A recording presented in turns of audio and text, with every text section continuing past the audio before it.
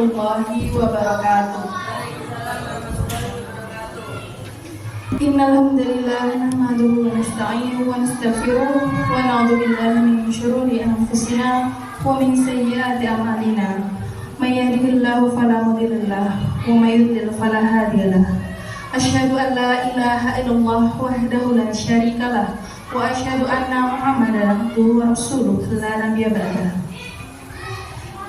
Yang terhormat Ketua K3S Kecamatan Padas sekaligus guru pendamping pengajar praktik calon guru penggerak angkatan 9. Yang terhormat Ketua KKG PAI Kecamatan Padas. Yang terhormat Bapak Ibu Guru PAI Kecamatan Padas. Pertama, marilah kita panjatkan puji syukur kehadirat Allah Subhanahu wa Ta'ala atas segala limpahan rahmat serta hidayahnya kita dapat berkumpul bersama dalam acara ini dengan keadaan sehat walafiat. Shalawat serta salam tak lupa kita sanjungkan kepada junjungan kita Nabi Muhammad SAW beserta keluarga, sahabat, dan semoga sampai kepada kita selaku umatnya. Bapak Ibu hadirin yang dimuliakan oleh Allah, adapun acara pada pagi hari ini yaitu yang pertama pembukaan, yang kedua sambutan guru pendamping pengajar praktik calon guru penggerak angkatan 9, yang ketiga sambutan ketua KKG PAI Kecamatan Padas, yang keempat doa. Untuk mengawali acara pada pagi hari ini, marilah kita buka dengan membaca basmalah bersama-sama. Acara yang kedua yaitu sambutan dari Ketua KKG PAI Kecamatan Padas kepada Bapak Ali Tanto SPD. Kami persilakan.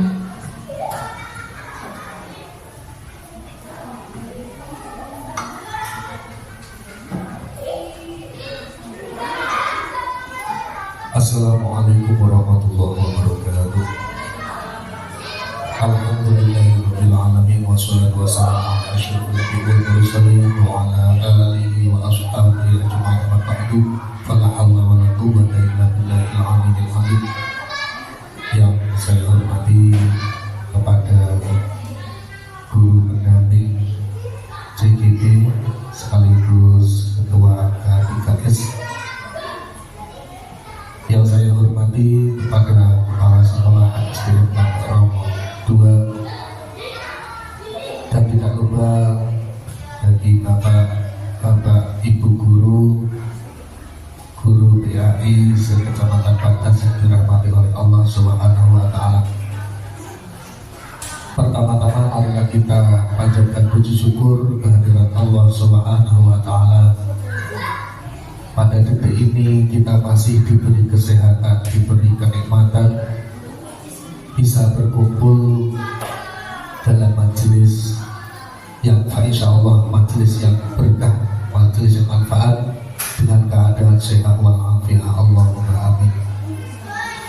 Kedua kalinya sholawat serta salam semoga tercurahkan kepada junjungan kita Nabi Agung Nabi besar Muhammad sallallahu alaihi wasallam, Nabi yang kita nantikan syafaatnya. Allahumma amin. Alhamdulillahirabbil alamin. Bapak-bapak, ibu guru yang dirahmati Allah Subhanahu wa Ta'ala, di sini kami mengucapkan terima kasih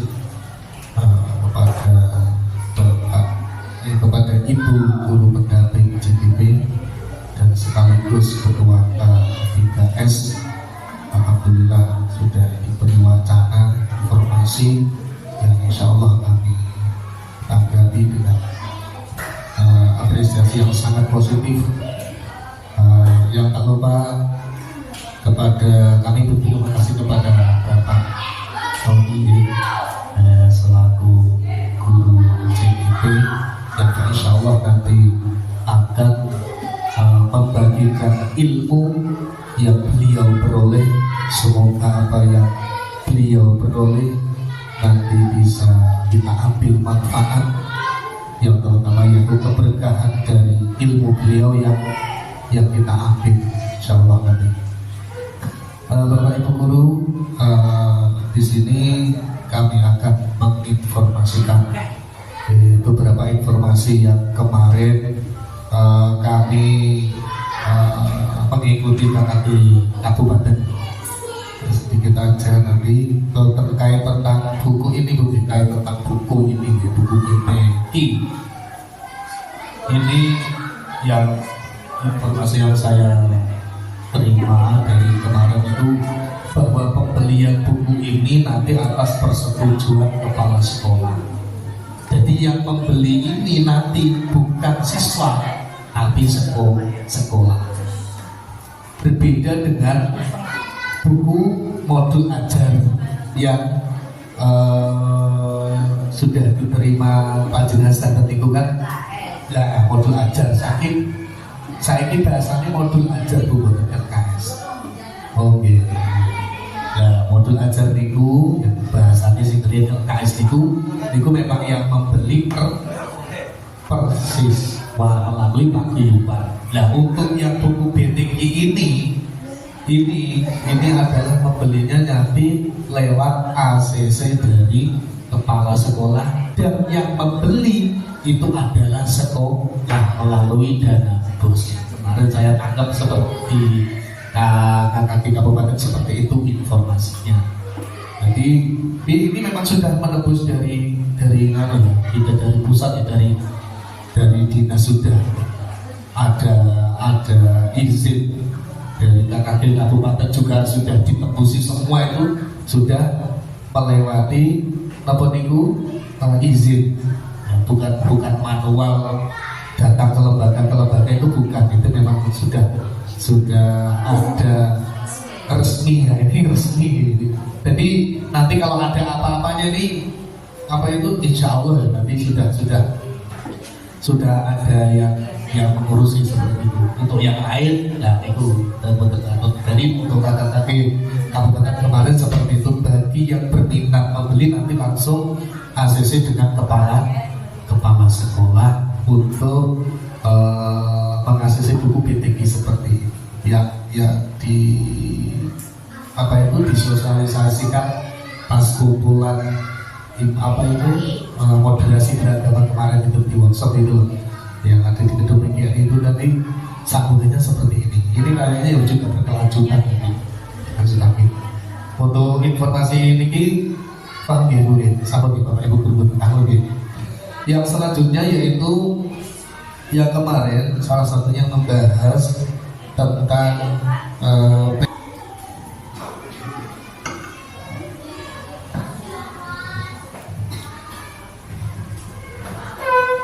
demikian tadi sambutan dari Pak Ari selaku Ketua KKG PAI Kecamatan Padas.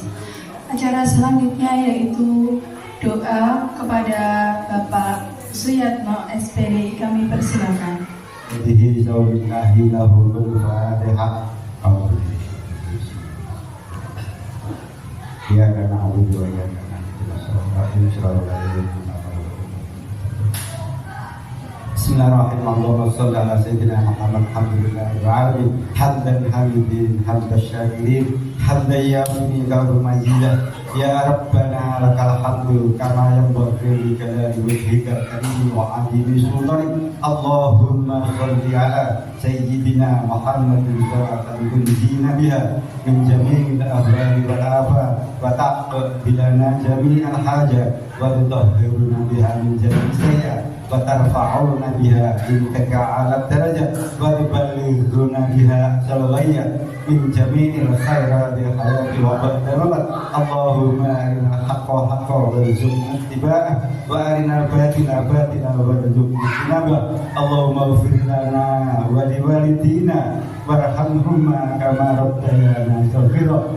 Allahumma auladana min ahlil ilmi wa auladana min ahlil khair wa auladana min ahlil ibadah. Allahumma rabbihtim lana bil husnil khatimah. Allahumma rabbihtim lana bi kalimati la ilaha illallah Muhammadur Rasulullah. Allahumma dfa' anna al-ghalaa wal balaa wal wabaa wal fahsya wal munkar wal baghy والسيوف والمختلفة والسجد والمهن ما ظهر منها وما بطن عن بلدنا إندونيسيا هذا خاصة ومن بلدان المسلمين عامة إنك على كل شيء قدير ربنا آتنا في الدنيا حسنة وفي الآخرة حسنة وقنا عذاب النار وادخلنا جنة مع الأبرار يا عزيز يا غفار يا رحمن يا رحيم سبحان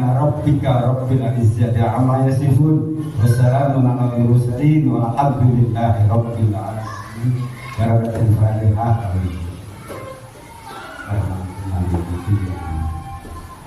Manten ada kurangnya mohon maaf. Wassalamualaikum warahmatullahi wabarakatuh.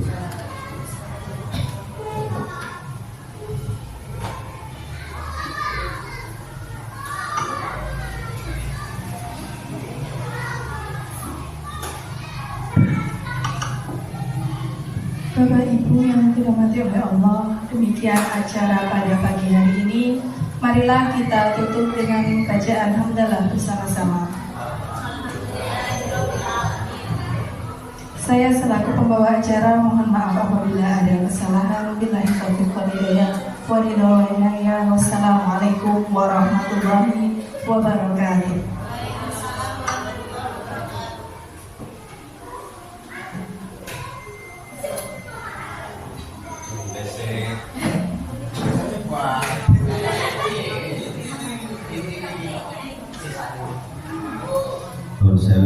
Ini sebelumnya monggo diperkedapi naikun kelas yang berbagai harap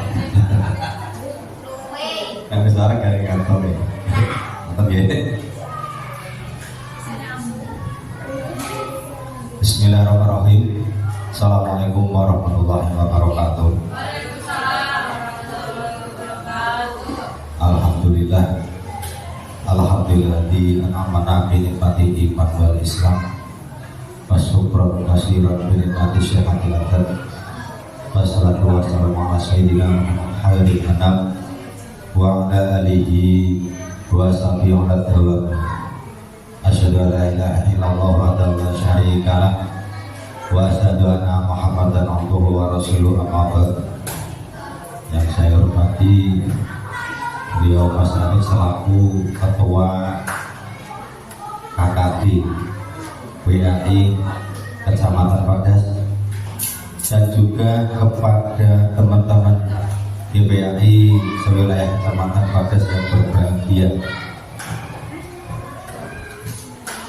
Untuk mengawali marilah kita senantiasa memanjatkan puji syukur kehadirat Allah Subhanahu wa taala yang mana pada kesempatan siang hari ini kita masih diberi limpahan nikmat iman wal Islam. Karena dengan nikmat iman wal Islam ini akan mengikat kita, dan ikatan itu akan kita pertanggungjawabkan kehadirat Allah Subhanahu wa taala. Pak insyaallah kita semua termasuk orang-orang yang dalam ikatan yang kuat karena persamaan iman di hadapan Allah. Amin. Beriring untayan sholawat terindah, Allahumma sholli ala sayyidina Muhammad wa ala ali sayyidina Muhammad, selalu kita sanjungkan pada junjungan kita Nabiuna wa Habibina wa Syafi'ina wa Maulana Muhammad Sallallahu Alaihi Wasallam, yang senantiasa setiap detik, setiap waktu, seiring hembusan nafas kita selalu berharap syafaat dari beliau min yaumil hadza ila yaumil qiyamah. Bapak Ibu yang berbahagia, ini sebelum saya lanjutkan, saya ingin menyapa pada ibu yang terhormat, tunggal guru ojo gagu, tunggal jopo ojo gudo, kepada bule pegang ngomongane Ayo, kita sampaikan. Ayo, tunggal guru ojo ganggu, tunggal jopo ojo gudo. Saya mengharap untuk Bulil nanti selalu memberi dorongan, motivasi dan juga masukan yang pada saat itu Bulil sudah melampaui tahapan-tahapan dari buku gerak. Ya, nanti mohon untuk memberikan dorongan dan juga masukan untuk saya yang bersifat konstruktif. Maka boleh gitu. Nah, terima kasih sebelumnya. Bapak Ibu, sesuai yang disampaikan tadi oleh Ibu Eka. Tadi di sini saya mendapat tugas dari program guru penggerak.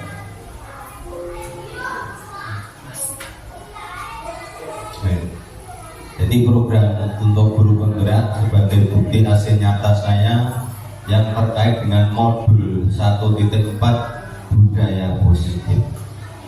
Apa itu budaya positif?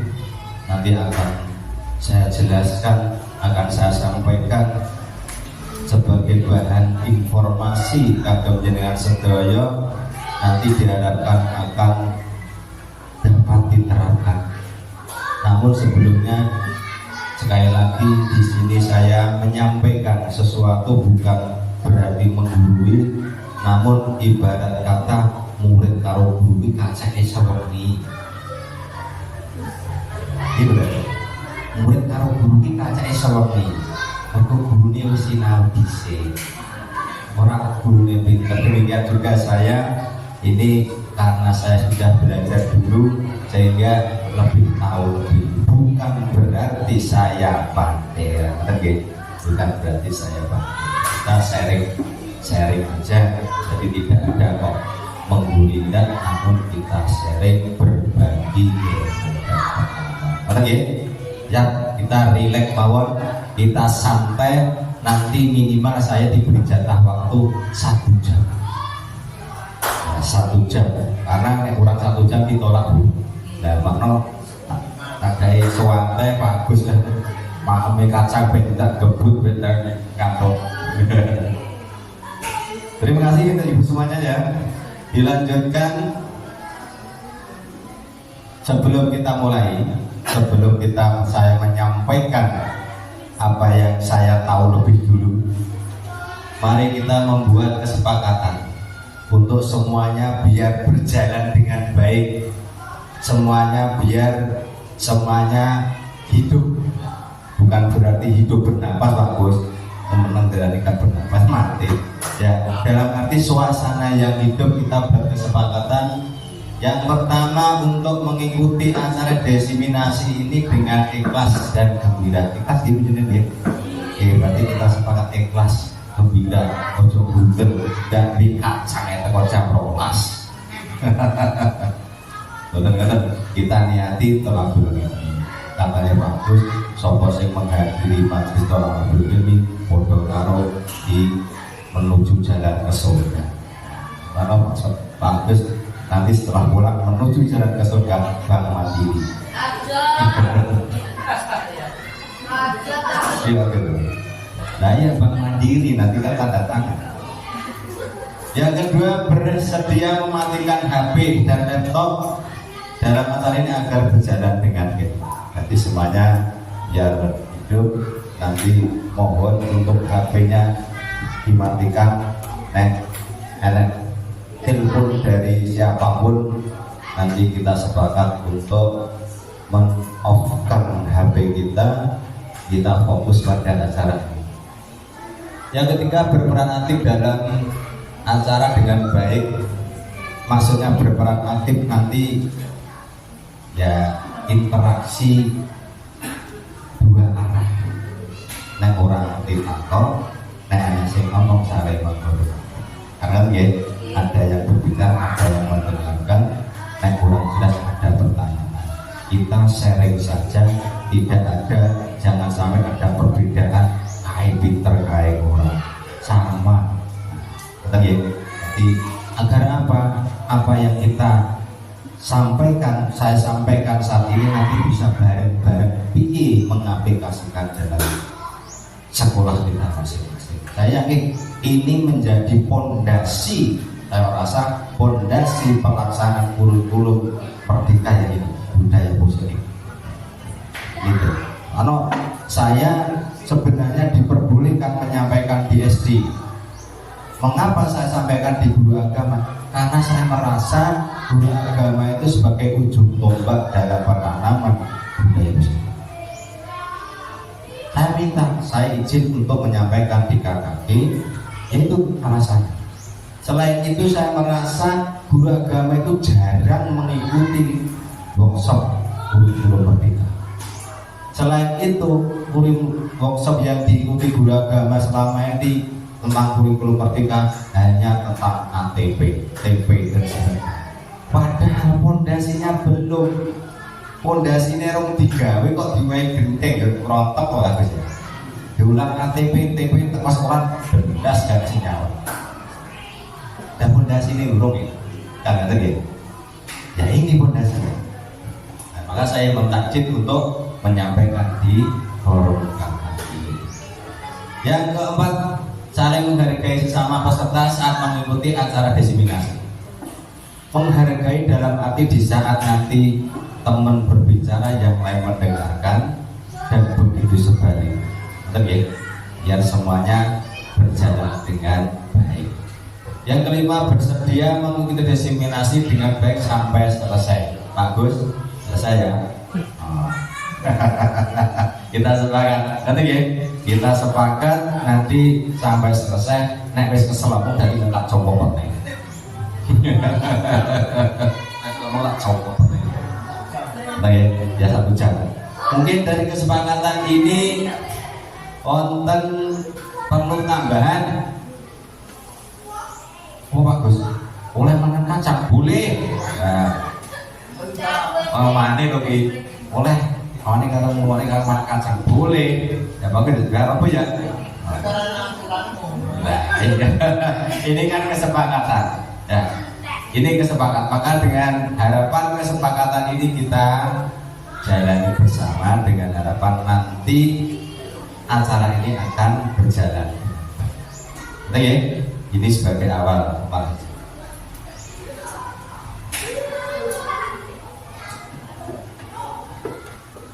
Sebelum kita memasuki materi ini, arti hidup. Jangan pernah mendengar hidup adalah permainan. Pernah mendengar?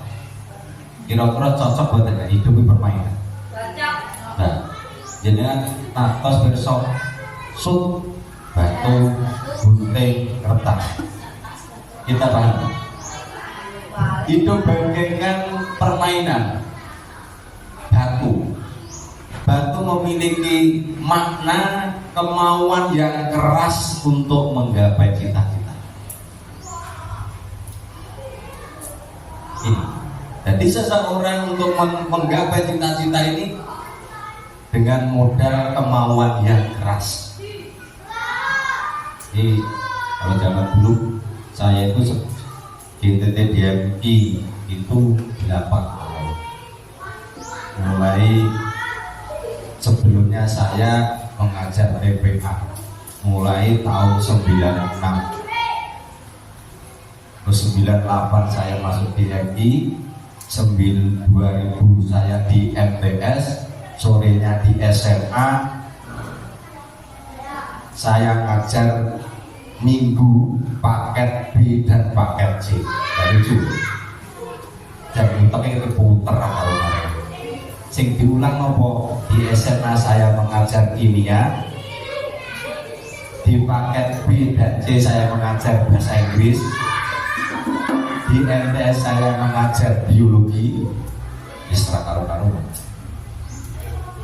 apa iso jadi itu kacang iso wengi nek dipelajari jauh. Saya di SMA juga ngajar geografi sama kimia. Kacang iso wengi sinau sesuk diulang. Itu biasa orang angkat dulu duluan berarti kacang iso wengi gitu Pak. Dan sebaliknya, wong nek sing guru sekolah di bidang itu ora bukane kadang yo lali. Ingat ya, maka dari itu ada. Karena sekarang itu saya itu mulai. Itu kemauan yang keras untuk menjadi sesuatu yang kita cita-citakan, jalan apa yang kita tempuh dengan kemauan yang keras sampai berhasil. Yang kedua, memilih jalan kertas. Orang berhasil karena mau belajar dari pengalaman dan kegagalan. Demi kegagalan tidak menghalangi mereka untuk terlalu berusaha. Jadi pengalaman, aku gagal itu mertoba. Saya dulu masuk di guru penggerak bareng sama guru. Saya jatuh di wawancara aktivitas karo Pak Tarno. Aku gak melu nek Pak. Aku ora melu nek urung ngerti kesalahanku apa sing marai aku gagal. Nek melu nek dengan pola yang sama saya yakin akan jatuh. Saya telusuri. Satu kesalahan saya pada saat wawancara. Ditanya, seandainya Anda lolos, bagaimana untuk mengatur kegiatan Anda? Saya bingung, saya tidak tahu Pak. Dan itulah yang menjadi. Karena itu menunjukkan pesimisme. Nah, maka begitu saya masuk di angkatan 8, saya lolos. Itu suatu contoh gambaran. Pengalaman itu dijadikan suatu pelajaran. Experience best teacher. Gitu. Pengalaman guru terbaik. Gitu. Karena harus diingat-ingat. Yang ketiga, gunting. Keberhasilan yang ditempuh dengan jalan pintas agar memperoleh keberhasilan yang cepat. Yang tersebut yang tadi. Sembuh carane, kadang direwangi dukun barang. Apa Gus? Ngene dukun. Maksudnya dukun dia duit barang iki. Ya, ini arti hidup. Yang kedua, hidup adalah pilihan. Jalan apapun yang ditempuh maka akan terfokus pada satu pilihan. Iya betul. Jalan yang ditempuh akan terfokus dalam satu pilihan. Ya, aku pengen kui. Setelah kita meraih satu keinginan kita, saya yakin di sini semuanya guru dan mau tidak mau itulah pilihan kita. Iya betul. Jadi guru. Jadi aku ora seneng nyatane bayare kok yo gelem. Ya. Mungkin ada yang berbicara seperti Pak Agus, aku biar tarik dari pegawai bank. Umpamane. Ning ternyata bos diwai bayar kok yo gelem nampak. Berarti itu menunjukkan pilihan. Dari pilihan itu ada konsekuensi. Pilihan kita adalah guru. Terutama guru. Guru bagaikan ikan dalam akuarium. Semua gerak-gerik akan menjadi sorotan dan juga warna kulit dan baju. Semuanya akan diperhatikan. Gimana? Jadi guru seperti itu. Dan orang kulit ngakune kuwi lho sudah disorotan. Sehingga semuanya akan menjadi inspirasi untuk anak didik. Karena mungkin ketika kita datang, anak-anak didik kita sudah melihat, wah, kalau Pak Agus wis teko, ada sing merok yang mlakune. Mengko kaboten tas gowedhi mlakune rada gonjing. Mungkin lho niku mungkin. Oh, kayak Pak Rabu. Mlakune kok segleng diabani 1, 2. Itu menunjukkan anak didik kita memperhatikan kita dari sesuatu yang sekecil apapun. Maka dari itu sebagai pendidik kita harus bisa selalu merefleksi diri dan mengevaluasi diri kita, mulai dari ujung kaki sampai ujung rambut, dikoreksi awal diri di hadapan layakkah kita, sehingga muncullah ing ngarsa sungguh ing madya manungsa. Ini munculnya dari sini. Oke, maka dari itu mari kita merefleksi diri, wis patut apa urung dadi guru, apa maneh guru. Itu jadi kita belajar dari filosofi Ki Hajar Dewantara, yaitu mendidik, menuntun segala kodrat yang ada pada anak agar mereka dapat mencapai keselamatan dan kebahagiaan setinggi-tingginya, baik sebagai manusia maupun sebagai anggota masyarakat. Oleh sebab itu, pendidik hanya dapat menuntun tubuh atau hidupnya kekuatan kodrat yang ada pada anak agar dapat memperbaiki lakunya, dan bukan dasar hidup dan tumbuh kekuatan kodrat pada anak. Jadi di sini fungsi dari wadah pendidik yaitu menuntun. Mengapa dengan menggunakan bahasa menuntun kok orang gledek? Mengapa? Orang yang menuntun wong sing nuntun, sing dituntun itu sudah bisa berjalan atau belajar untuk berjalan atau tidak bisa berjalan. Kenapa? Belum bisa berjalan. Mau belajar berjalan bukan berarti tidak bisa berjalan. Karena tadi, nah orang so berjalan, orang dituntut gopok, gimana?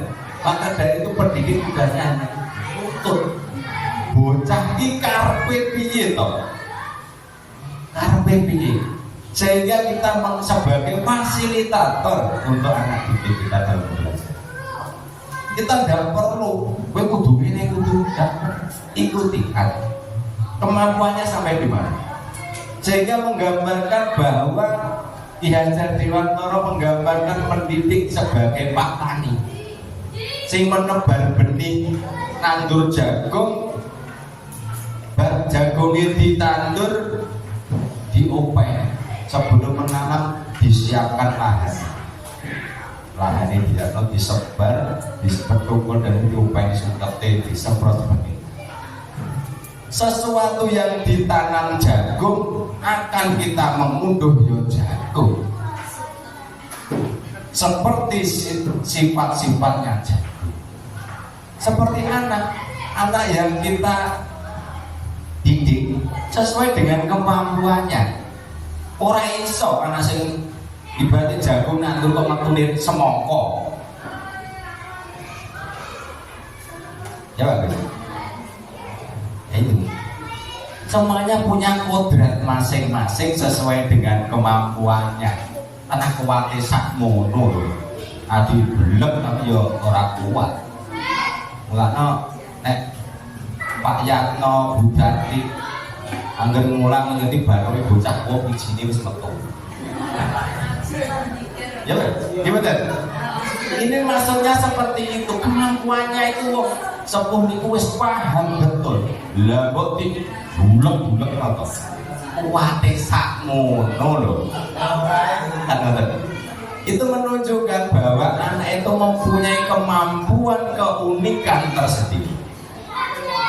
Kita tidak boleh memandang rendah terhadap kemampuan anak, karena kemampuan anak yang memiliki keunikan yang berbeda. Kita ini sekolah yang biyen Pak Agus gitu, sekolah melayu-melayu katanya jebol kabeh biyen. Saiki dadi Pak macam seperti itu. Ya dan banyak mempunyai keunikan yang nantinya itu sesuai dengan kodrat yang telah ditentukan oleh Allah SWT. Di saat kita mengajar hanya menuntut mengembangkan potensi yang ada pada anak. Ayo dirangsang, kowe iso ngopo, ayo. Tujuannya guru seperti itu, hanya itu. Orang duweni kemampuan dapat dipaksa, ya ora iso. Sehingga anak yang pandai menggambar kon pinter gawe puisi yo kangelan tanah bidangnya di situ. Sehingga di sini potensi anak itu berbeda-beda. Kadang bocah anak senang gambar, ana sing gawe tumpuan-tumpuan apa kae, gawe omah-omah saka setik itu loh. Nah, itu kemampuan anak yang memiliki perbedaan yang unik. Maka dari itu kita harus jeli. Oh, bocah ini seneng. Kita kembangkan. Itulah tugas dulu seperti itu. Gak usah ngoyo-ngoyo ora iso dipaksa. Dikampangi bisa. Dan ya dan maka dari itu di sini dengan kurikulum merdeka kita kembali ke kodrat anak. Ke kodrat anak itu. Kita harus waspada. Kodrat anak ini kemampuannya bidangnya apa kita harus pandai dan jeli membaca. Nah, zaman dulu pada saat mungkin Pak Agus Pak Yana budak di sekolah neng SD mulai gurune kower mulai kelangkat kampleng ceples sampluk bocah wedi orang yang masalah apa-apa kadang itu loh zaman riyen bocah itu akhirnya berbuat atau bertindak yang tidak sopan orang tuanya takut nenek rasa ini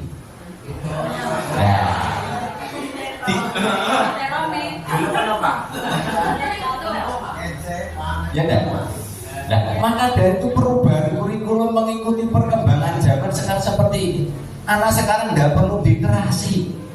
Dan nanti ada cara-caranya. Tidak perlu. Dikerasi mengawali. Anak sekarang karena apa? Karena anak sekarang itu bisa mengakses pembelajaran melalui internet, melalui segala macam media. Kadang kita belum tahu bocah jenis speaker. Ya, maka dari tugas dulu sebenarnya itu tinggal giring, memfasilitasi, difasilitasi. Gak perlu kayak zaman dulu. Zaman dulu guru mau menekan si tahu ustaz wae pulang sesok ini. Sekarang tidak perlu. Kita siapkan aja. Lihat.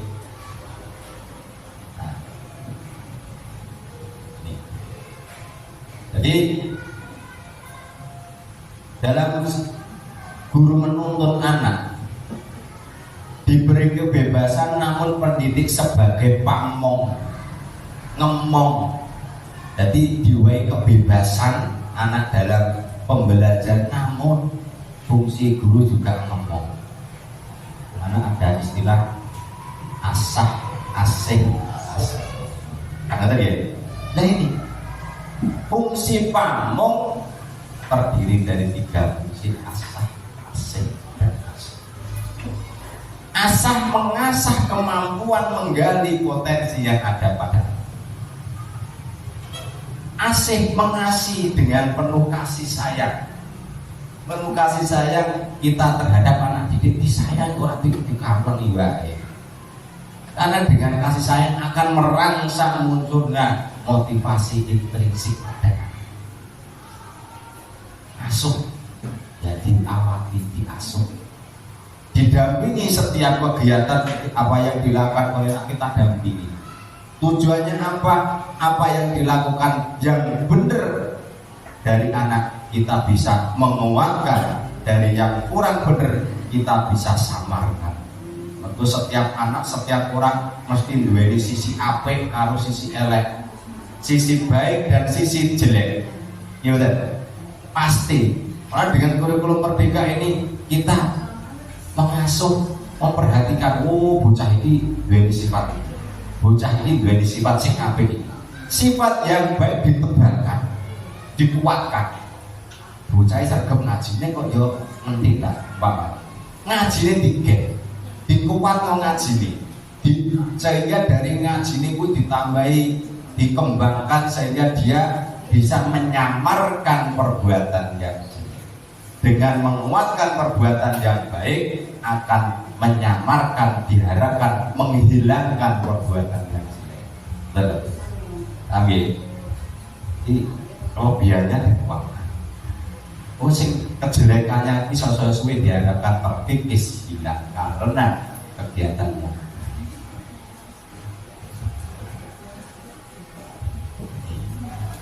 Jadi harusnya menerapkan ing aso sebulodo ing makyo mangun karso tuturi yang seperti saya sampaikan.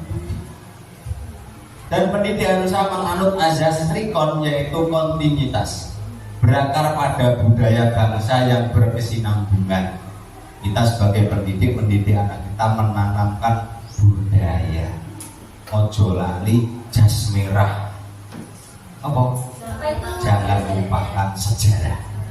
Kita beri tradisi-tradisi yang ada di lingkungan kita kenalkan, sosiokultural, biar tidak di masyarakat dia tidak bisu dan bengong, dia tidak jadi musuh terhadap lingkungan, dia harus bisa berbaur dengan lingkungan dan bisa menggerakkan motor yang ada di lingkungan dengan cara pendidikan budaya bangsa yang berkesinambungan, diulingi budaya.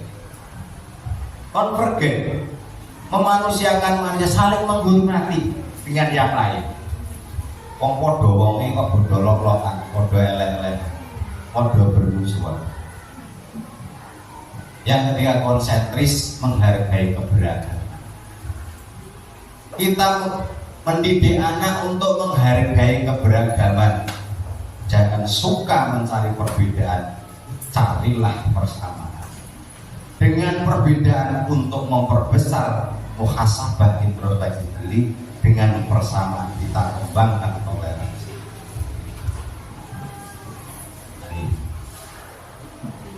Filosofi sudah masuk di modul 1.2.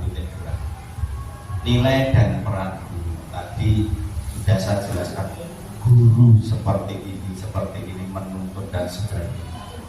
Dalam upaya menuntun anak didik, dalam upaya sebagai pamong, setiap orang tua ataupun guru pasti punya sesuatu modal yang harus dimiliki.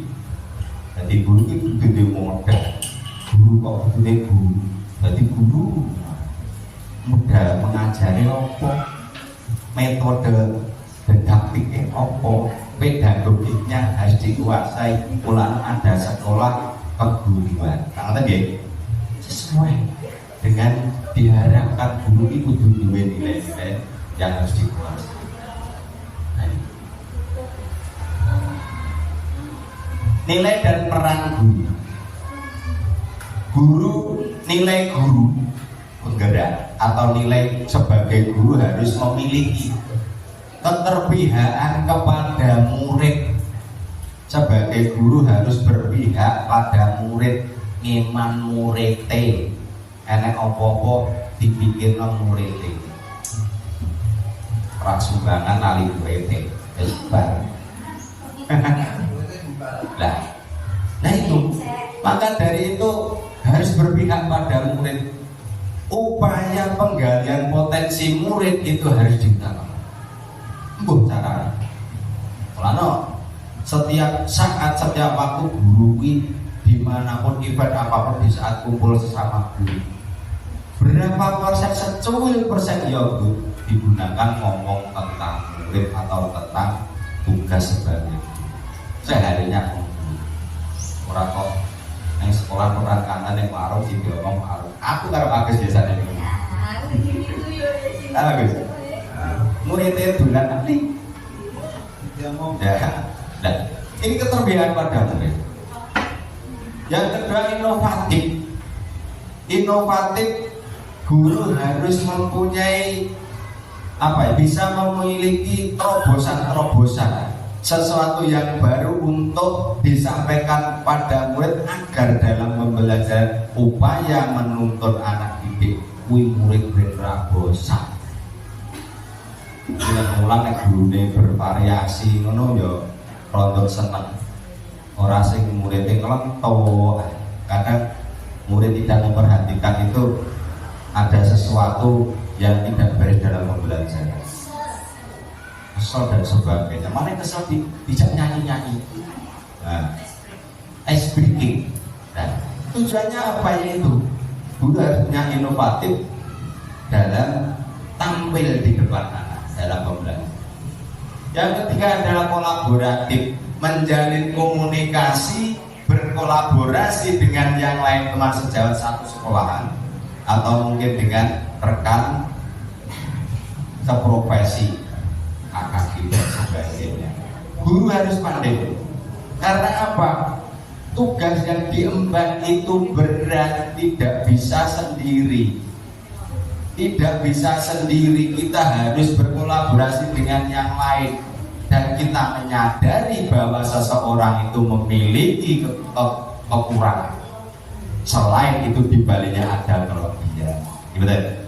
Dan ada yang sempurna. Maka dari itu dengan kolaborasi menjalin hubungan dan komunikasi dengan rekan itu akan menutup kekurangan kita, sehingga dalam menjalankan tugas akan menjadi lebih baik. Yang keempat, mandiri. Mandiri sebagai guru harus bisa menjalankan tugas-tugasnya. Darat administrasi, wes nanti kalau mau Pak. Oh. Wes masih download gaya diri. Tidak apa-apa download kejadian terus dianalisa, dimodifikasi dan sebagainya. Diharapkan guru itu nek ra iso berkolaborasi karo kancane. Kok kancane? Nah. Mas kopi, fotokopi. Nah, jadi punya kemandirian dalam mengatasi atau menjalankan tugas. Yang kelima adalah reflektif, evaluasi diri, muhasabah. Sebagai guru setiap saat, setiap waktu ataupun dalam pembelajaran, dalam situasi apapun harus bisa merefleksi diri sendiri. Kurangku apa ya? Aku ini kurang apa? Nek mulang bocah kae kok gak iso kurangku apa? Nek ra iso tekok kancan.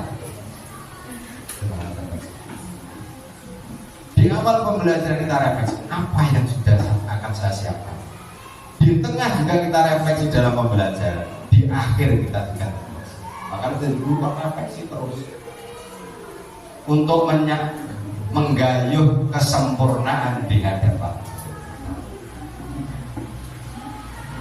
Itu kan.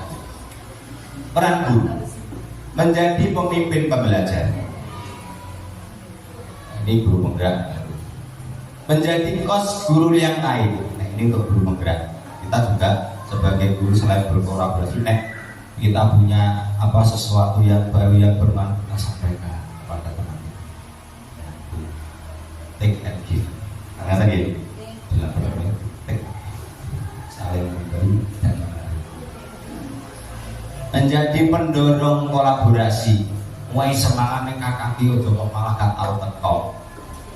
Kamu kui kendor-kendori, kita malah memberi semangat. Nah, mewujudkan kepemimpinan di hadapan murid. Penggerak komunitas praktisi termasuk AKB, teman-teman guru di sekolah, melakukan jaduman ini selipkan kita ngomong-ngomong terhadap anak didik kita. Ini agak cepat kan, soalnya ini banyak slide-nya. Nanti kan betul. Setelah kita punya modal ilmu keguruan untuk mendidik anak didik kita, saya ibaratkan nilai guru tadi modal pengetahuan dan sebagainya. Sebagai guru pendidik harus punya visi. Apa itu visi? Representasi visual tentang bagaimana murid kita di masa depan. Gampangane kita harus punya mimpi dan cita-cita. Oh, anakku jadi seperti ini. Saya berharap sekali murid saya somben ngajinya pinter, matematikanya pinter, umpamanya. Setiap guru harus punya ini. Tidak punya ini namanya robot. Ngulang-ngulang, bar guru, ngulang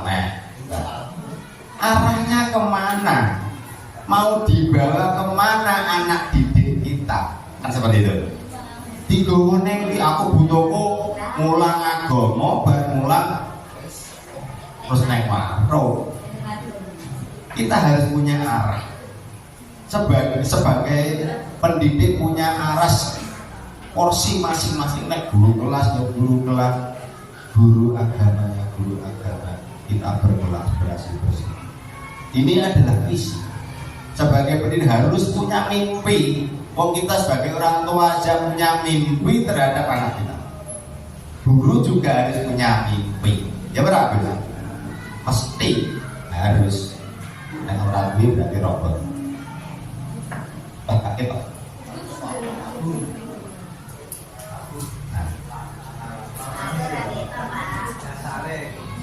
Nih. One. Oh, itu. Paradigma inquiry apresiatif. Setelah kita punya mimpi terhadap anak didik kita, terhadap anak kita harus bisa menyimak. Nek anakku ki tak delok ki anakku ki pinter ngaji. Anakku ki kok senengane neng TPA kos wis tak kembang. Udah tadi.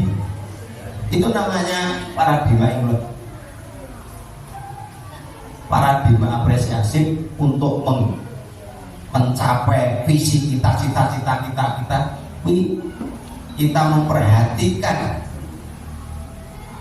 kekuatan dan kolaborasi, kekuatan yang ada di sekolah ya sekolah pada murid kita, anak kita yo anak kita, kan sama anak dengan peserta didik, semuanya anak kita. Anakku ini pinter kita gimana? Enak sekolahnya apa yang perlu dikembangkan? Kira-kira mendukung enggak? Guru-gurunya gimana? Nah, ini namanya inquiry apresiatif. Nek wis punya tadi gambar, pinter sudah di bidang ini kita wujudkan dalam visi kita. Nek ngono cita-citaku tinggi ini sesuai dengan kemampuan anak. Peserta didik yang beriman dan bertakwa, cerdas, terampil, kreatif, inovatif, dan berkarakter. Ini suatu contoh. Guru harus memiliki visi. Setiap guru harus memiliki visi, sehingga dari visi-visi guru yang dimiliki itu akan digabung menjadi satu, ditarik satu benang menjadi visi sekolah. Semua guru harus punya visi. Mungkin pas aku tak manut kono bae sing nom jalan bagus. Jadi harus seperti itu. Semuanya harus punya mimpi. Karena orang yang tidak punya mimpi adalah robot. Ya, nah, maka dia punya mimpi. Ini sebagai gambaran. Visi yang saya ambil misalkan peserta didik yang beriman dan bertakwa, cerdas, terampil, kreatif dan berakhlak. Nah, untuk mencapai visi mimpi saya itu apa? Kan ngono to. Aku wis ngipi, lah mulai mencapai ki apa? Gayung mimpiku ki apa? Prakarsa perubahan. Sing tak tekani iki. Sebagai guru agama menyusun program pembiasaan ibadah untuk meningkatkan keimanan dan ketakwaan.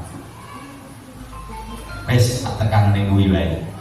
Sebagai prakarsa perubahan. Mungkin guru yang lain, aku mewujudkan kenyamanan belajar untuk anak agar tergali atau agar terwujud anak yang cerdas, kreatif dan inovatif. Bisa kita ambil yang sesuai dengan guru agama. Ayo menyusun program pembiasa. Satu contoh ibadah untuk meningkatkan keimanan dan ketakwaan. Sudah kita tekankan pada nilai keimanan dan ketakwaan, alat tinggu memperkuat itu adalah pembiasaan. Terfokus dan terfokus. Gue mewujudkan ini melalui ada tahap-tahapnya. Namanya apa itu tahapan bagja. Strategi untuk menggayuh cita-cita anak didik seperti yang Bapak Ibu bimbingan tadi. Kayak mimpi gini dan sebagainya lah. Nah, tahapannya ini.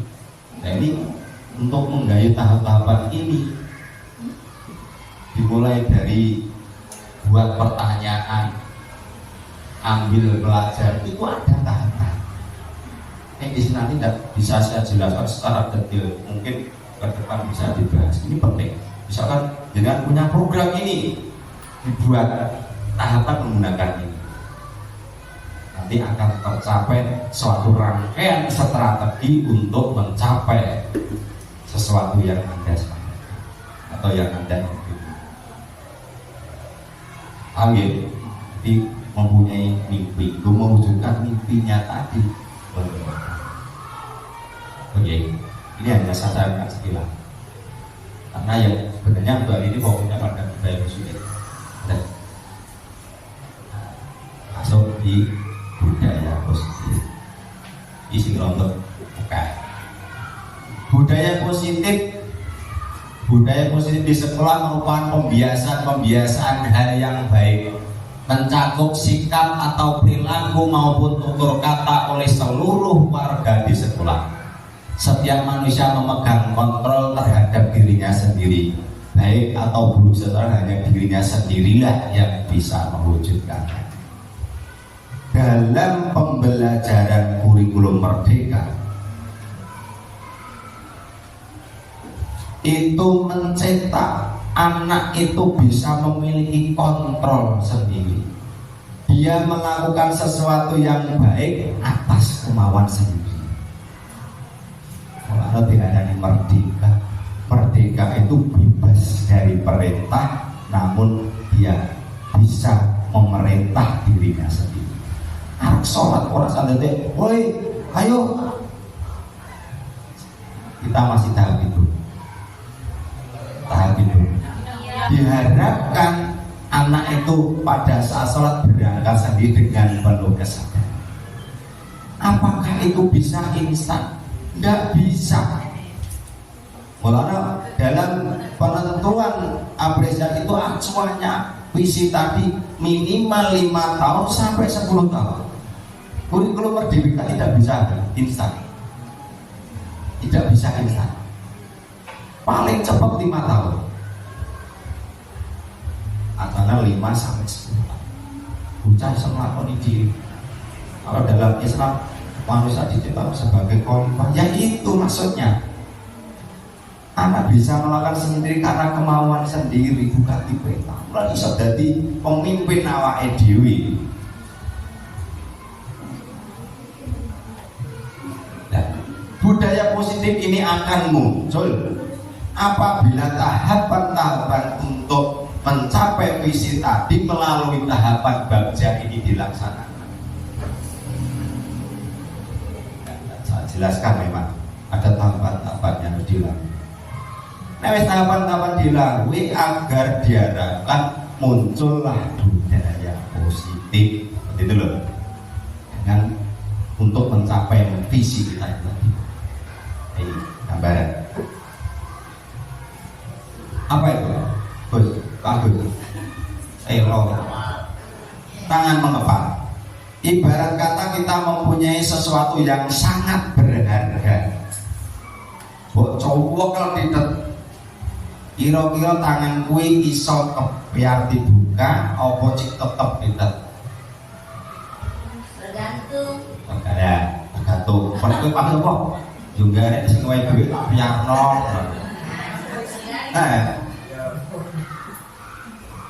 Gimana? Bisa. Ini tangan yang mengepal memegang apapun atau sesuatu yang kita pendam bisa kita ungkapkan. Kuwi sing iso ngungkapno, sing iso buka tangan kita atas kemauan sendiri. Iya deh. Tak cono pak orang dari aku toh. Rasanya apa? Nah terus orang lain apa? Orang lain hanya bisa mempengaruhi. motivasi intrinsik yang ada pada. Demikian guru. Guru itu mau memerintah murid, murid itu mau melaksanakan itu atas kehendaknya sendiri. Diharapkan seperti itu. Nah, guru fungsinya mempengaruhi gelemot oleh gampangane leh kerayunan. Ya bener. Budal saka awake dhewe. Dene budal saka awake dhewe, budale saka kepeksa, budale saka kerayu mergo diwehi dhuwit lanang ya kan. Iya bener. Masakan nggih. Masakan nggih. Jadi seseorang akan melakukan sesuatu karena kemauan sendiri. Orang lain itu yang mempengaruhi. Ini pengaruhnya itu mungkin berangkat tinggi melakukan karena mergoti bukai duit, mergo sing ngowai konco dan sebagainya. Itu nanti akan kembali ke pribadi. Nah ini kita untuk melakukan kedisiplinan pada anak. Hukuman dapat mendisiplinkan anak. Kira-kira cocok mau? Setuju apa ora? Setuju. Hah? Hah? Hukumannya tergantung hukumannya Jadi enek sing jawab setuju, enek sing ora. Pak Agus ora. Nek Pak Agus setuju sing iki. Pemberian hukuman dengan hal positif seperti membaca atau membersihkan halaman sekolah dapat meningkatkan disiplin anak. Setuju nasi cuma atau Pak Agus? Ngobrol, ya toh. Yang marfu ini memberi penghargaan dapat meningkatkan motivasi belajar anak. Jawab Pak Arbu. saya kayaknya lagi pemain Biji 10. Wow, 100. asli pemain ya. Nah, biji 8. Nah, second. Atau memberi berupa hadiah berupa yang lain yang bisa merangsang motivasi belajar anak. Itu benar atau salah? Gimana?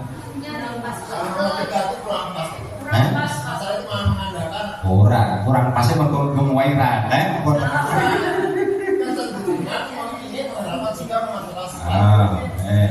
Orang mau pendapat. Ini sebelum kita bahas baik. Cek dianani disiplin kita memperlakukan seperti apa pada anak budi hukum budi tujuannya tak disiplin. Gimana? Pengertian disiplin awake dhewe iki bocah ki anggere manut aturan iki lek ngarani disiplin. Lah. Iya. Nah, yang pengertian umumnya disiplin iki anggere bocah manut aturan iki jenenge disiplin. Pada dasarnya disiplin itu pengertian. Belajar. Jadi belajar untuk yang memerintah diri sendiri. Jadi disiplin ini membuat orang menggali potensinya sebagai tujuan apa yang dia hargai. Jadi belum melakoni kuwi belajar melakukan sesuatu sok awake dhewe iki jenenge disiplin. Iya. Disiplin ini merupakan pendekatan mendidik anak untuk membentuk kontrol diri dan pembentukan kepercayaan diri. Sehingga mereka bisa berperilaku dengan mengacu pada nilai-nilai kebajikan universal dan memiliki motivasi intrinsik bukan ekstrim. Ya. Disiplin positif itu adalah anak melakukan sesuatu karena motivasi dalam dirinya. Motivasi dalam dirinya itu namanya motivasi intrinsik. Bukan anak melakukan sesuatu karena motivasi ekstrinsik. Oh, datang sholat, melakukan sholat itu motivasi ekstrinsik.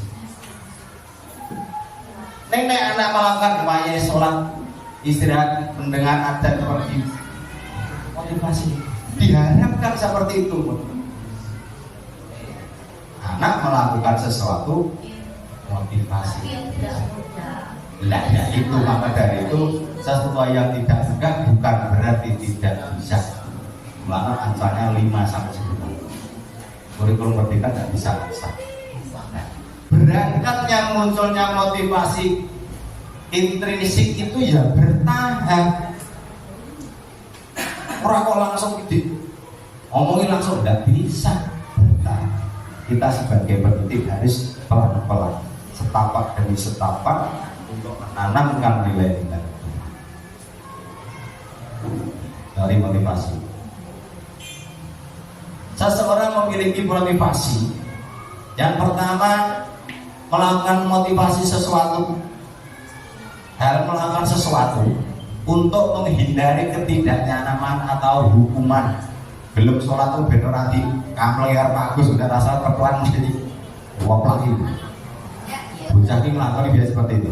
Gimana?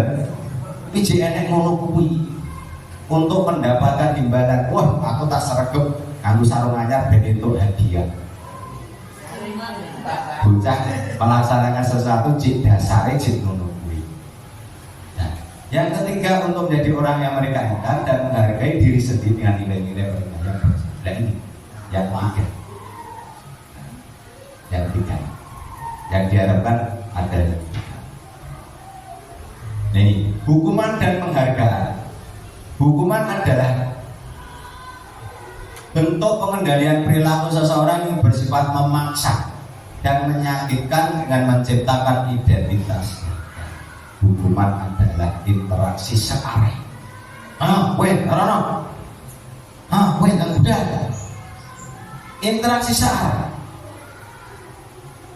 Biasanya hukuman itu dengan suara yang lantang dan keras. Ben ketok medeni. Maka awan barang muridnya ya wedi kebakar kok. Ya. Nek suaranya alon-alon yang begitu seperti itu. Karena hukuman itu interaksi searah. Penghargaan adalah bentuk pengendalian perilaku seseorang dengan suatu benda atau peristiwa yang diinginkan, yang dibuat dengan persyaratan. Hanya jika Anda melakukan hal ini maka Anda akan mendapatkan kebahagiaan. Jadi iming-iming mengendalikan perilaku seseorang dengan sesuatu barang. Gelem lakoni tak iming-imingi. Yo mbok kuwi berupa barang ataupun nilai apapun termasuk nilai. Semuanya itu benar dengan merdeka.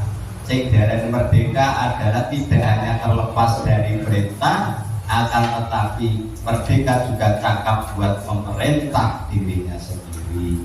Dan inilah harapan kurikulum merdeka menjadikan anak itu merdeka. Merdeka bukan berarti tidak bebas, tidak hanya bebas dari perintah. Ning iso anak itu pinter dan cakap buat memerintah dirinya sendiri.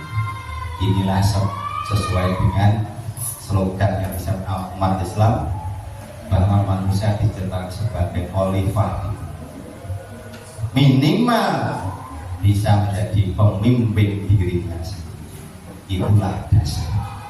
Anak yang bisa menjadi atau yang dapat memerintah dirinya sendiri diharapkan ke depan akan bisa menjadi pemimpin yang memimpin. Seperti itu. Berangkatnya dari dia. Nek merintah awake dhewe ora iso kok merintah wong. Ayo nang salah awake dhewe warung. Ya diguyu kok. Nah ini arahnya kurikulum merdeka seperti itu. Oke, mungkin sampai di sini dulu. Mungkin ada yang perlu ditanyakan, mungkin ditanyakan, mungkin saya bisa jadi resort atau komasus. Mungkin monggo, mungkin monggo. Tentang anak saya sendiri dalam lingkungan sekolah. Terus setiap membaca surat-suratan itu yang saya gunakan setiap hari. Kenapa besoknya lagi kok mengulang kesalahan itu? Bagaimana cara mengatasi itu? Ini saya menjawab. Nah, Ini mungkin satu, Tripusat pendidikan. Tripusat pendidikan ada 3. Pendidikan di sekolah, di rumah, masyarakat. Mungkin sesuatu yang tertancap pada anak itu mungkin di masyarakat. Wis kulinane, amrih tobat ya Allah abilang aduh. Dibenerno karo gurune. Balik. Nah, karena itu sesuatu yang tertancap mergo awake jek cilik brangkangnya wis diwarai abah. Iya betul. Ya udah. Itu pendidikan di masa. Maka dari itu Ihazat Dewantara di pusat pendidikan itu harus satu persepsi seiring dan sejalan antara pendidikan di sekolah, di keluarga, dan di masa. Itu nek iso sejalan itu akan menjadi generasi yang mencetak generasi yang hebat. Engyo AL. Tadi, nah terus tuh puas dan gak puas memang saya bukan pemuas untuk Kalau biasa yang terjadi di sekolah saya, anak-anak itu kalau arahnya itu sulit sekali. aja biasanya Nggak bisa ini benar kan? Besok kembali. Saya terus kedua ada Akbar gitu. nah ya, itu pendidikan di masyarakat. Dua itu. Nah, pendidikan di masyarakat ini aku ini nggak apa-apa dan sih geledek. Nah itu Ya susah itu. kayak Sama orang itu. dibenarkan bisa besok ya gitu. Nah itu memang Dan sama ar-Rahman. tugas berat kita sebagai pendidik ketika kita menghadapi masyarakat. Nek si orang tua kita bisa koordinasi dan sebagainya. Ini nek masyarakat memang kita harus berhati-hati. Kadang sesuatu yang berlawanan dengan masyarakat kita juga harus tahu cara nanganin ini jangan sampai menimbulkan kontra dengan masyarakat. Ini nek karena sesuatu seperti yang disampaikan Pak Yanto tadi ya itu banyak kejadian seperti itu. Karena di masyarakat umumnya yang ngomongin ada. Itu orang seperti itu. Nah iya. Maka dari itu terus sikap apa? Ya minimal sikap kita tidak jenuh dan balik untuk memperbaiki nilai. Ayo, yaitu dengan berbagai cara. Mungkin dengan cara ketika membaca Al-Fatihah ya, kita baca, kita suruh nirukan. Terus insya Allah dengan sedikit demi sedikit nanti juga akan jangan kita lepaskan. Kita dampingi. Itu memang tujuannya pendidik yaitu mendampingi itu. Selain mendampingi kan juga mengarahkan. Itu kita coba bikin. Terus langkah apa yang harus dilakukan untuk memulai budaya positif? Budaya positif yang saya sampaikan terus ngawiti iki piye? Saka ndi? Saka bulu pahlawan ditutup, saka cendilo dia ditutup, iso ning ancak. Ini kita mulai dari yang ini peraturan. Di sekolah kita awali dengan peraturan kelas. Nah, dengan peraturan kelas ini apa peraturan kelas? Peraturan kelas apa? Kelasnya bagus. Dilarang apa kuwi makan di dalam kelas. Dilarang masuk bukan rokok di kelas. Pak. Dilarang berlarian, Pak. Itu peraturan. Itu peraturan.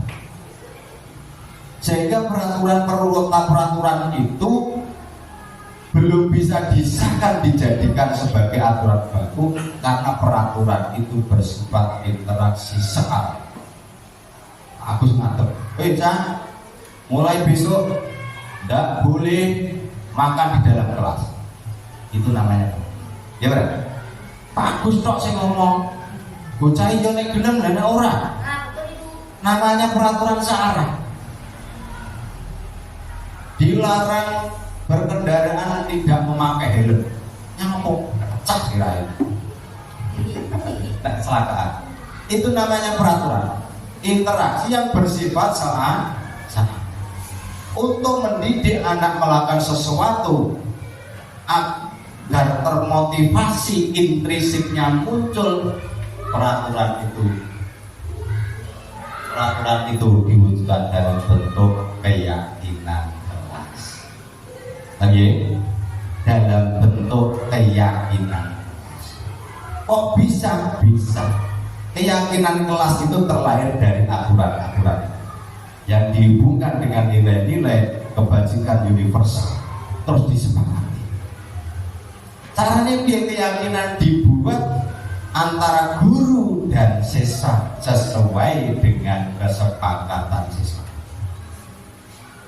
Caranya biar anak-anak kita akan membuat keyakinan kelas agar kelas kita akan menjadi baik, bersih, nyaman dan sebagainya. Silahkan kalian upaya apa ben kelasnya awake dhewe itu indah dan sebagainya, tuliskan dalam kertas, tulis, nanti ditempelkan. Yang membuat aturan-aturan yang dituliskan dari siapa? Dari anak. Akhirnya anak menggali potensinya, berpikir, oh kelasku ben apik, bocahe nek dulang ngono gurune nek wis enak saya nek dulang ora nek rapi dhewe kan begitu iya dan sebagainya.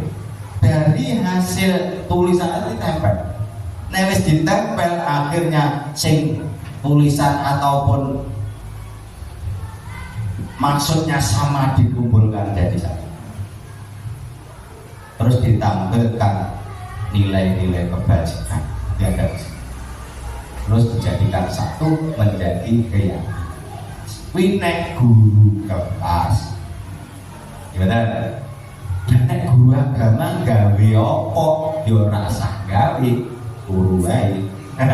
Begitu. Kita buat kesepakatan belajar. Jenengan coba kesepakatan belajar. Kesepakatan belajar itu tujuannya apa? Untuk mengajak anak amreh pada saat pembelajaran ini berjalan dengan baik ini.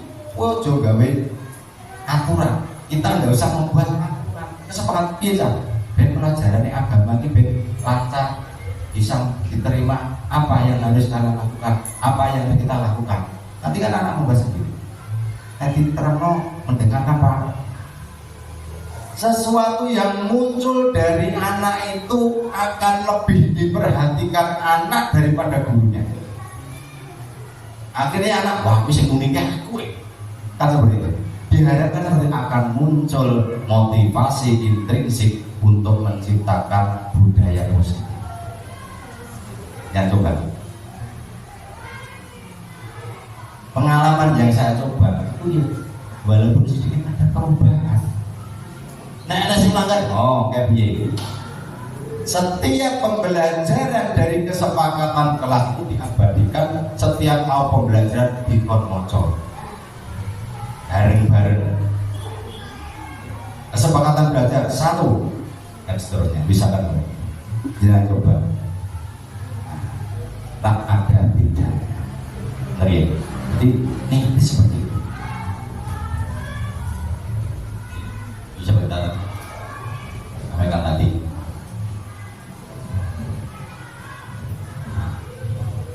Diane Gosen berpendapat bahwa bila kita ingin menumbuhkan motivasi intrinsik dari dalam diri seseorang, maka tumbuhkan pemahaman terhadap nilai-nilai kebajikan universal.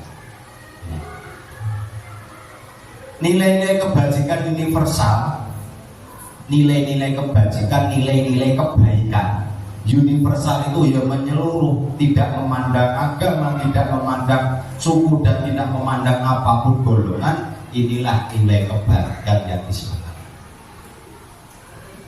Sehingga mengapa tidak bertendensi pada satu agama? Kalau nanti didasarkan pada satu agama akan muncul fanatisme, sehingga nilai yang digunakan partner adalah nilai kebajikan universal. Keyakinan kelas mengacu pada nilai ini, mengacu pada nilai-nilai biar tertanam nilai-nilai kepada dalam keyakinan kelas. Saat ulangan mengerjakan ulangan sendiri, tidak boleh menyontek nilai mandiri, menghormati teman jika teman berbicara. Ini dasar untuk pembuatan keyakinan kelas mendasar pada nilai kebajikan.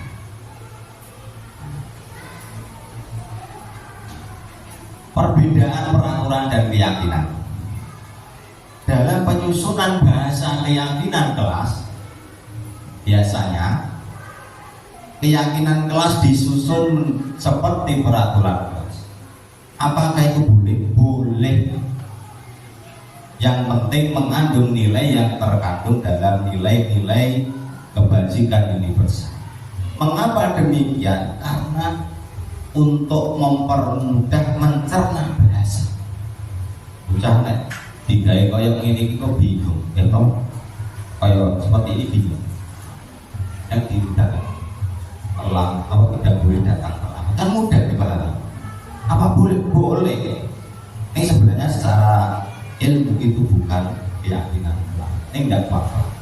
Nah, karena yang terpenting tertanam nilai-nilai kebajikan universal.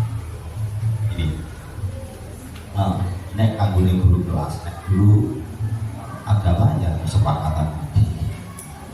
Apakah kesepakatan juga memperhatikan ini? Hampir sama. Usaha kesepakatan kelas yang dibuat itu mengacu pada nilai-nilai kebajikan universal. Ya coba membuat kesepakatan kelas.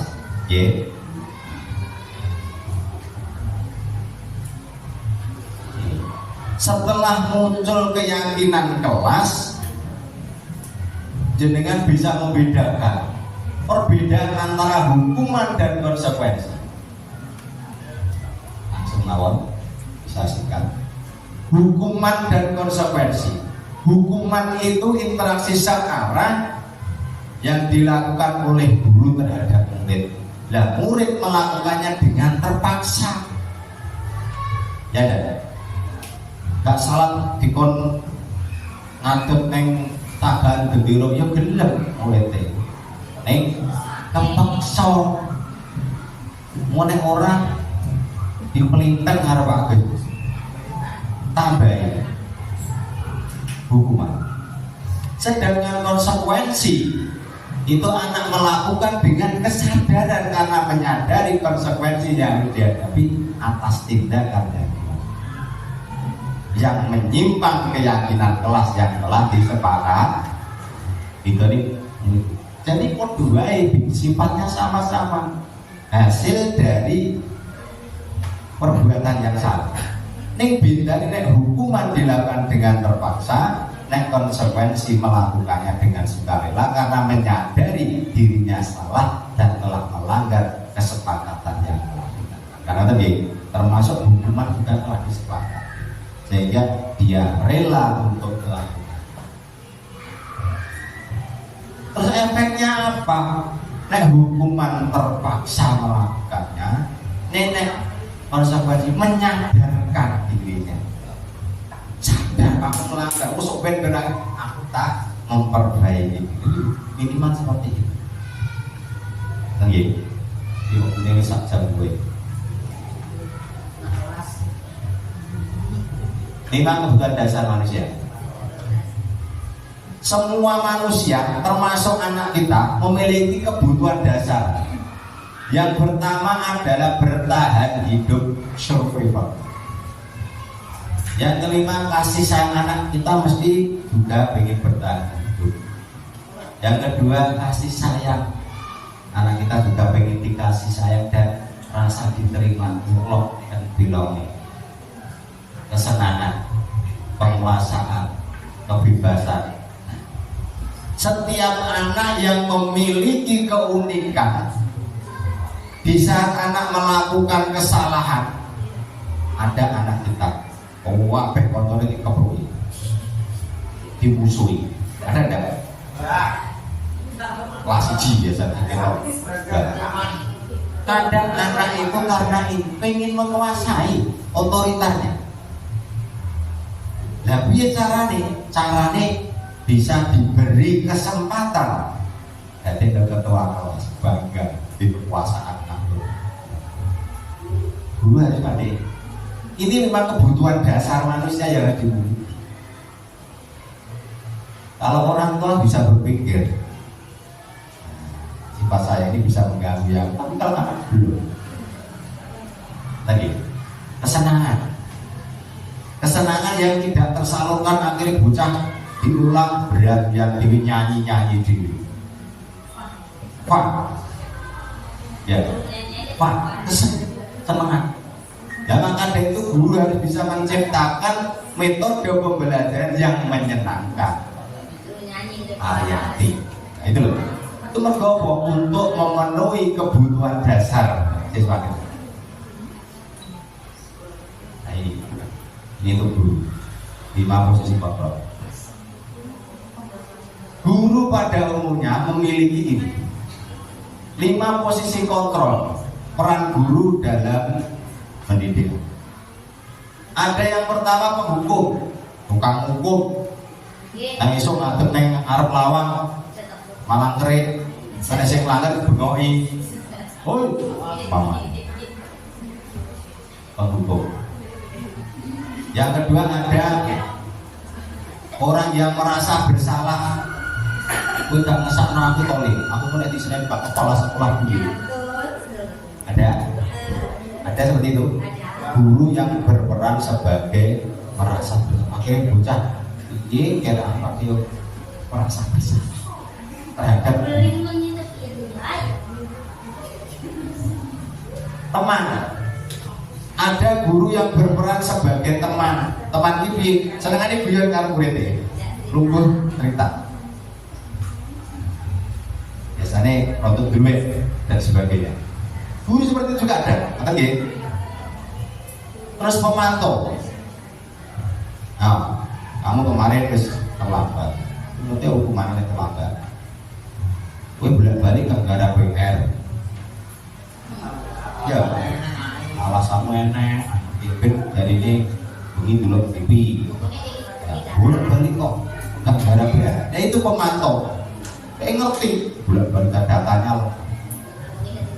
Terus ada yang terakhir yang paling baik adalah manajer. Manajer itu mengatur, mengharapkan guru itu memberi rangsangan pada anak didik agar anak didiknya itu bisa mengatur dirinya sendiri. Wayai gara PR ya gara PR rasa diberi. Karena ini sulit. Dan semuanya ini acuannya mengaturnya di manajer. Manajer akan mudah diraih di saat seorang guru memiliki posisi pemantau. Kangelnya penghukum, kangelnya akan menuju manajer. Identitas gagal. Ya, cocok ya. Nah ini penghukum kembali. Identitas gagal. Penghukum dan membuat rasa bersalah itu identitas gagal. Tak perlu tiga maksudnya. Lagi, iya. Ini inti untuk kata-kata yang disampaikan. Suatu contoh, ini untuk penghukum. Senengane menghardik, nunjuk-nunjuk kowe kuwi lho semarai. Goro-goro kue kuwi lho. Aku mang sekolah ratus. Nah, ini. Terus yang kita membuat rasa bersalah.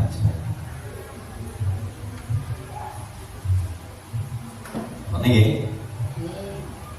Karena cepat meninggalkan.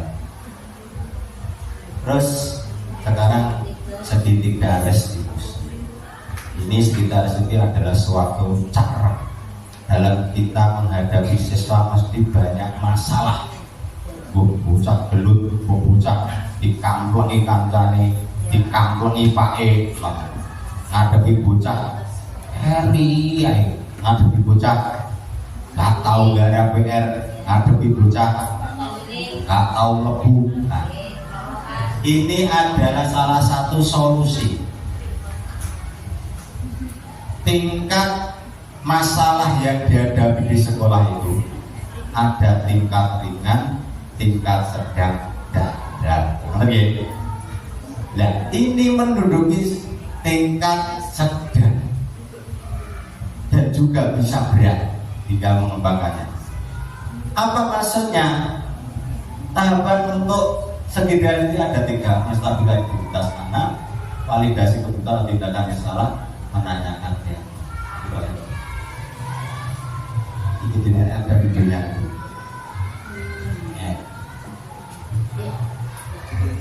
Nah, mulai dari tahap pertama, apabila ada masalah yang kita hadapi, misalkan suatu contoh anak terlambat, bolak-balik terlambat, apa yang harus kita lakukan?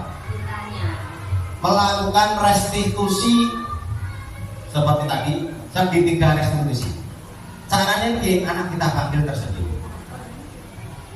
Langkah yang perlu kita jalankan yang pertama adalah menstabilkan identitas.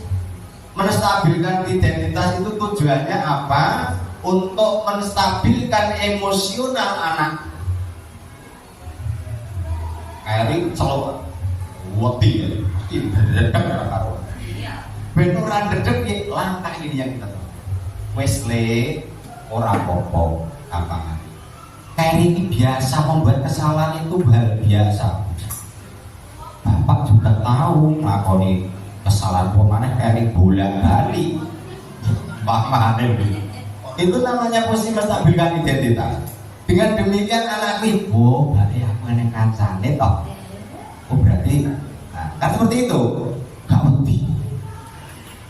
Jadi menguatkan emosional anak itu lalu kita itu menjadi kayak sing dideni.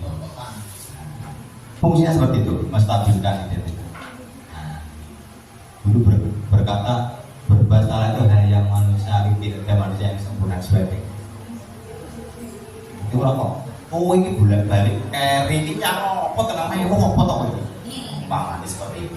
Dan seperti itu ada tahap-tahap menjaga emosional anak ben ora dol, bocah ben ora wedi, bocah ben ora isin dan sebagainya.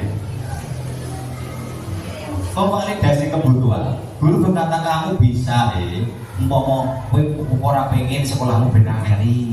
Jajal iki upayamu coramu piye, mama seperti itu. Kowe keri mesti ana alasane nyang apa? Bajunya habis. Jago Pak Blat. Paman. Ke alasan kita tanyakan. Tujuannya apa? Memvalidasi kebutuhan. Tujuannya anak itu menyadari sesuatu yang dilakukan salah. Gak bener. Mulai iso nyadari kadang bocah niku ngengkel mergo kadang itu ngengkel. Ada enggak? Disalahnya mau ngengkel. Lah mari mbok lho Pak. Nang omah kon ngiwangi adang barang ya. Paham. Ada enggak? Ada iya, maka dari itu butuh langkah ini memvalidasi. Dijaga mental anak, emosional anak. Dan dia diarahkan bahwa itu salah. Gitu loh.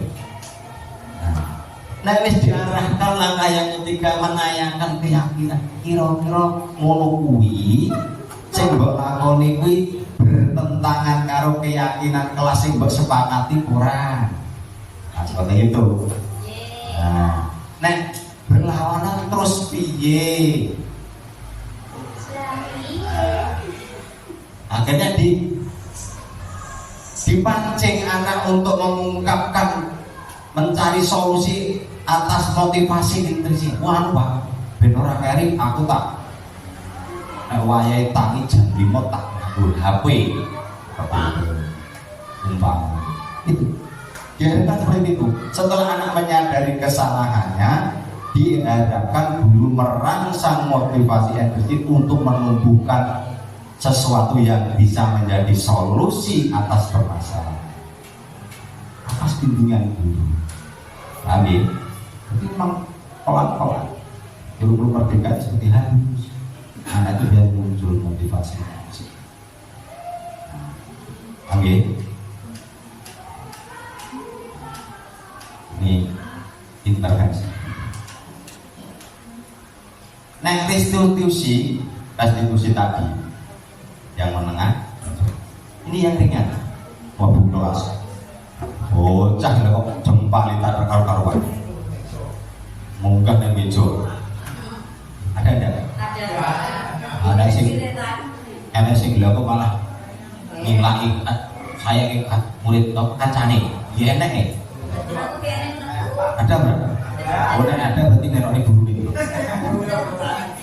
Nah, satu kali seperti itu. Itu sesuatu yang ringan. Setiap hari kita ketemu. Hampir setiap kita masuk kelas di bocah gitu. Ya. Apa yang harus kita lakukan? Intervensi. Membangun kembali ke tujuan semula. Anak misalkan Pak, kita dapat dulu. Maaf anak-anak, saya beri waktu 1 menit untuk mempersiapkan sebelum ibu memulai pembelajaran. Yang ingin ke toilet silakan ke toilet. Yang ingin makan silakan makan dulu, tidak apa-apa. Setelah itu baru mulai pembelajaran. Itu namanya intervensi. Arah upacara. Baris berulang kayak berhansip memulai upacara yang baris-baris. Jangan dimarahi, gunakan intervensi. Mohon perhatikan sebelum upacara dimulai, diharapkan anak-anak untuk mengikuti upacara dengan hikmat, dengan cara jangan banyak bicara, ikuti upacara dengan baik. Terima kasih. Hal seperti itu sepele, kadang bisa menjadi pengingat untuk anak. Dan itu sepele. Ya enggak? Dicoba. Neng ngomong ya karo guyu, ngomong karo kuyon. Dia muncul kayak segan Mas. Kondektor bis, pesawat kan seperti itu. Pinternya tujuannya. Intervensi. Lagi. Jadi itu hal-hal yang kecil nanti Allah bisa bermanfaat. Ini contoh-contohnya. Bocah nakal dijak armu bigile. Nah, itu juga bentuk intervensi. Orang langsung dipetas. Ambil sendiri. Ya, peristiwa kasus ringan ini kita bahas sendiri, jangan kita arahkan. Itu namanya intervensi. Lagi. Terima kasih. Waalaikumsalam. Waalaikumsalam. Ini bentuk khusus harus itu untuk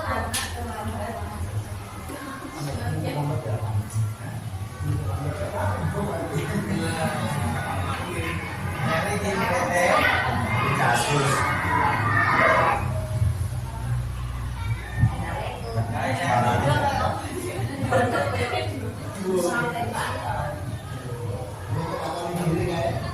olahraga.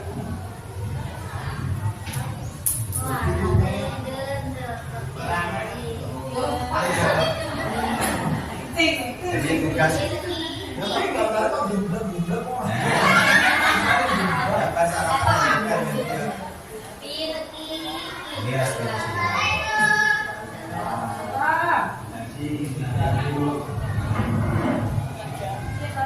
ini gambaran restitusi jenengan ini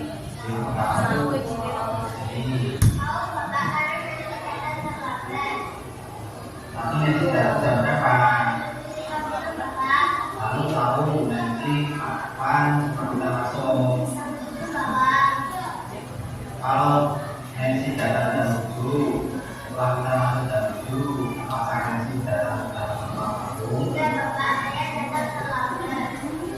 Nancy, ini setiap manusia pasti melakukan kesalahan. Jadi itu kan kapan pernah melakukan kesalahan ini standar. Namun di sini bapak tidak bisa siapa yang salah, siapa yang benar. Bapak tidak solusi ada Nancy dan pasti. Nah Nancy pasti punya alasan mengapa ini memvalidasi juga maksudnya.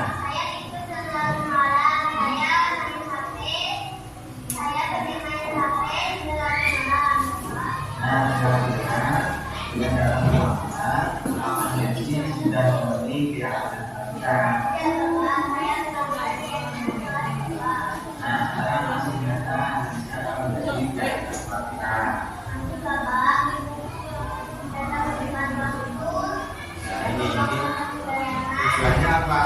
Merangsang anak untuk memotivasi prinsipnya untuk mencari solusi dari rakyat upaya. Nah, namanya keyakinan masyarakat.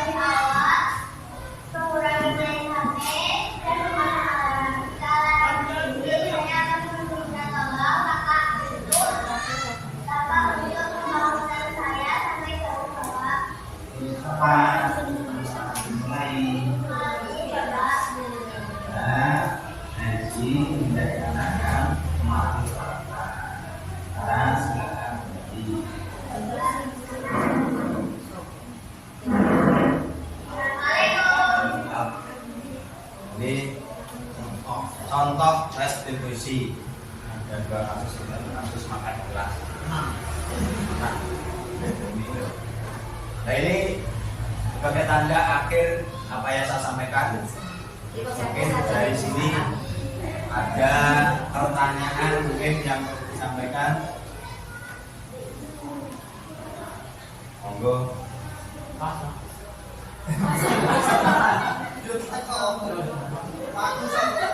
Monggo. Ada apa-apa? Pak, saya tanya berkaitan dengan modul 1.4 budaya positif. Nah itu kan di situ tadi dijelaskan tentang pembiasaan, di mana akan menjadikan insan yang beriman, bertakwa kepada termasuk kemiskinan. Yang saya tanyakan, yang sekarang ini terjadi maraknya bullying, Wak. Nah, itu untuk menghindari dan cara mencegah anak-anak agar tidak terjadi bullying itu bagaimana? Karena sekarang terjadi sangat marak sekali pada anak-anak kita semua.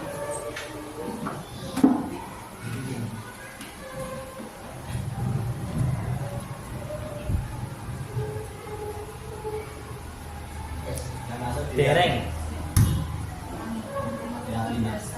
Jadi kita masuk ya, seperti yang pertanyaan yang disampaikan tadi. Jadi untuk menciptakan budaya positif termasuk mengurangi dan menghilangkan bullying, saya yakin semua sekolah juga mengalami. Ya, itu termasuk salah satu contoh pelanggaran budaya. Maka dari itu, ya ini kita berlakukan ini budaya positif. Kita coba budaya positif mulai dari peraturan, keyakinan, dan sebagainya. Kalau ini sudah tertanam di anak, saya yakin untuk ini ada. Sesuatu yang berlawanan dengan keyakinan kelas akan sedikit tergerus. Nah, dari ini keyakinan kelas itu harus diperkuat, dibuat benar-benar disepakati, dijalankan. Karena ini satu cara budaya positif. Kan bunyi kan melanggar dari keyakinan menghargai. Ya itu lah, kan masuk dalam nilai itu kebajikan. Tapi yang masuk dalam keyakinan. Oke. Jadi intinya di sini untuk memulai budaya positif kita mulai dari peraturan terus diwujudkan dalam keyakinan. Kita mulai sedikit-sedikit. kok dipendidikan. Kita menerapkan itu pun juga bertahap. Mesti bocah pertama juga melanggar dan sebagainya. Itu memang proses. Ini saja. Bot. Ada yang lain, monggo. Ada yang lain?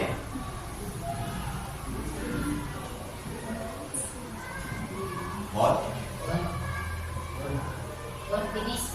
Kalau sudah, sebelumnya saya akhiri dari diseminasi ini, saya mengucapkan banyak terima kasih kepada terutama pada Ketua KKI Mas Ari dan juga kepada Bapak Ibu yang berkenan hadir, meluangkan waktu untuk hadir, dengan harapan apa yang saya sampaikan tadi akan bermanfaat dan manfaat bagi panjenengan sedaya dalam menjalankan tugas sebagai pendidik.